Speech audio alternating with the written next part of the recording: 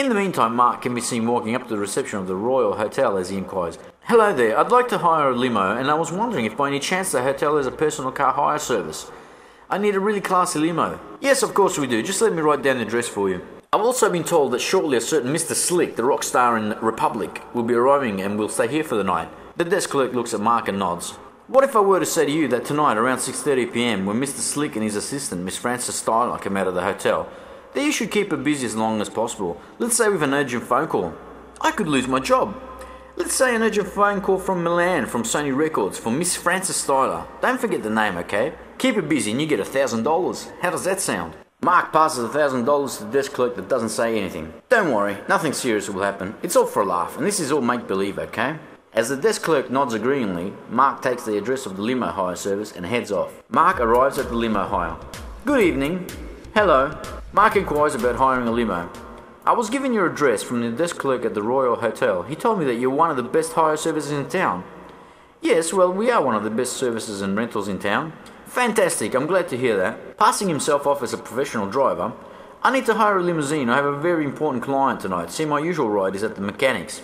"Don't worry, I have just what you're looking for. I also heard that tonight you will be picking up Mick Slick, the rock star at the Royal Hotel." "Yes, it's true. Actually, we're quite excited about it. We've asked the driver to get us an autograph." "And who's the lucky driver?" "You want an autograph too, right?" "Well, he's just over there." "Absolutely, I've been a fan for years." After paying for the vehicle and thanking the clerk, Mark walks over to the limo driver. "I heard that you will be picking up Mr. Mick Slick tonight at the Royal Hotel." "Yes, that is absolutely right. Why?" "Well, I was thinking that if, say, while you were driving there, if you were to get caught up in traffic and arrive like 15 minutes late, you could earn yourself a nice little sum of money." "Only 50 minutes? Well, let me see. City streets are always full of traffic. I think I can manage that. And here is a little bonus just for you for being so cooperative, okay?" Mark hands over $1,000 as the driver nods compliantly. He then gets into the limousine and drives off. It's 1 o'clock outside of the Royal Hotel. There are numerous fans. "Mick, ti amo!" As Mick arrives and exits the car, the crowd begins to cheer. He then makes his way through the hotel foyer and is taken to his room. The 3 members of a New Republic and Jennifer arrive at the hotel reception and rent a room for Jennifer to stay in for the night. Once in the room, Andrew makes a call. "Hey Mark, it's me, Andrew. Why don't you come up? We're in room 422. "No, it's better if I keep out of sight and just wait till 6:30 p.m, okay? Okay, fine. Pat has talked to his uncle and the appointment is set. I'll send you an SMS with all the details. Okay, bye." "Okay, fine with me. Bye-bye." Jennifer, in the meantime, is refreshing herself in the bathroom as Andrew says, "We best be going. You know what to do, right? Take care." They've gone over the plan many times and it's all set. "Don't worry, I'll be fine. Bye." Mark is parked on a side street waiting to jump into action as he sees Andrew, Pat and Claude get inside of a car and drive away. After a short journey, Andrew, Pat and Claude arrive at destination and begin loading the amps and gear for the concert. "Guys, if all goes well, we'll be performing in front of Mick in no time. I hope we don't get arrested." "Come on, it'll be fine." "Man, he's really negative." Okay, I won't say another word." Look, that's all we can ask for. Back in the conference room of the Royal Hotel, Mick is receiving a Lifetime Achievement Award from various record co-functionaries. It's 3 o'clock. Jennifer has made eye contact with Mick and smiles at him. Now and then there are quick glances being exchanged. "Mick, one more photo!" Back at the garage, the gear has been loaded into the car as the 3 members head off to the venue where they are playing tonight. "Hey Restless Heart, did you do any publicity for tonight?" "For sure, I wrote on the website that Mick would be there, believe it or not." "What about the actual party Mick is supposed to go to?" "Well, there's not that much I know about it, being a secret and all. We'll try to bring him to our gig. Who cares about the party?" "What if one of the invites to the party sees what you wrote on the website?" "He'll just think it's a publicity stunt and not bother about it. He'll just think we're crazy." "Well, you know what? I agree with you on the crazy part." "Well, I'm glad at least we agree on something. I should go to a doctor and get my head checked." "Do what you like, as long as this works." As the 3 arrive at the venue, a fan recognizes a New Republic and asks, "Hey guys, is it true that Mick will be here tonight?" "It's all true. He wants to come and meet us." "Oh man, that is great." Back outside of the hotel, Mark checks his watch and sees that it's almost time. He puts down a magazine and turns on the engine. Jennifer is back in her room applying the final touches to her makeup. One last look in the mirror and then she is out the door. Meanwhile, back at the venue, a New Republic are applying the makeup and putting on their costumes. While Mick Slick and Frances Styler are descending the stairs of the hotel, "Miss Styler, there is an urgent phone call for you from Milan." "Miss Styler, there is an urgent call." "I am so sorry, Mr. Slick. Please wait here for just one moment. There is an urgent call from Milan. I must see what it is about." In that same instant, a car can be seen coming up the drive sounding its horn, It stops just outside of the hotel. Mark steps out of the car and opens the door. Oh look, the car is here. I'll be back in a second. Mick stops for a moment, then heads towards the car.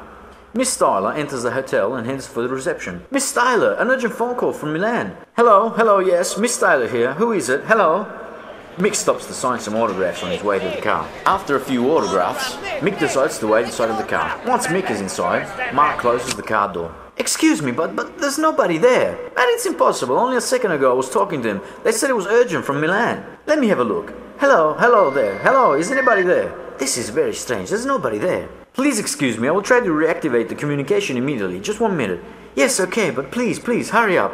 Hello, operator. At the same moment, Jennifer comes walking down the stairs, exits the hotel, walks over to the car and steps inside. I am so sorry, Mr. Slick, but I have been sent by Miss Styler. I will be substituting her for this evening. She has some organizational matters to take care of for tomorrow. She will join us later at the party. We must go now. Mick looks at Jennifer and nods agreeingly, as he motions with his hand as if to say, let's go. The limousine with Mick, Mark and Jennifer takes off, followed by various vans on scooters. Listen, if they should call again, tell them to reach me on my cell phone. I've got to go now. In the meantime, another limousine is pulling up into the drive. The driver gets out, walks over to the reception and says, Hello, I'm here for Mr. Slick. Yes, he's waiting just outside of the hotel. I'm sorry, but there's nobody there. What do you mean there's nobody there? Trendy Styler runs outside and sees that Mick is not there. She turns to a bodyguard and asks, Where's Mr. Slick? He left only moments ago in a limousine. Limousine? What limousine? A limousine that was parked outside. Trendy Styler comes running back into the hotel, yelling and screaming. Someone call the police! Mr. Slick has been kidnapped! What? I can't believe it! Miss Styler grabs a telephone and, losing her usual self-control, calls the police. Hello, police! Please come right away! We have a missing person! Come now to the Royal Hotel!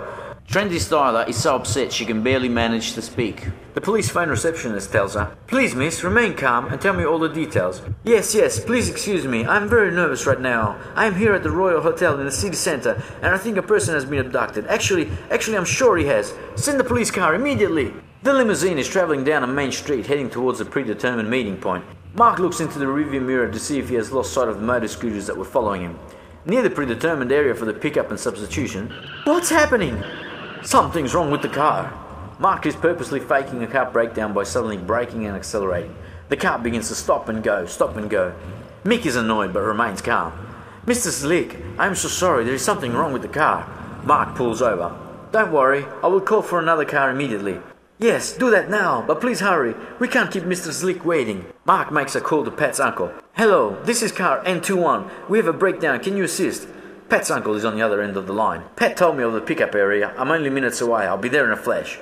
Yes, exactly. We're right in front of the station. You can't miss us. What did he say? Another car will be along in minutes. Mark gets out of the car and pulls up the bonnet to buy time. Jennifer is still inside and is looking around nervously. I am so sorry, Mr. Slick, about this inconvenience.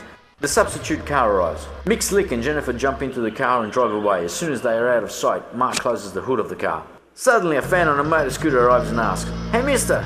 Isn't this Gene's ride? Where is he? Get lost! Jennifer continues to excuse herself with Mick as she receives a phone call.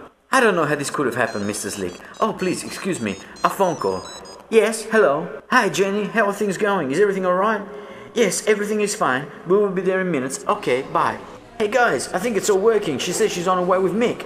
Alright, rock and roll. Andrew refers the news to the owner of the venue. Hey, Max, it's official. Mick is on his way. Okay, great. Give me a second to make the announcement. Alright, Rock City. We just received confirmation, and it seems that Mick is on his way here, right now. The crowd in the venue goes wild with cheers. Yeah!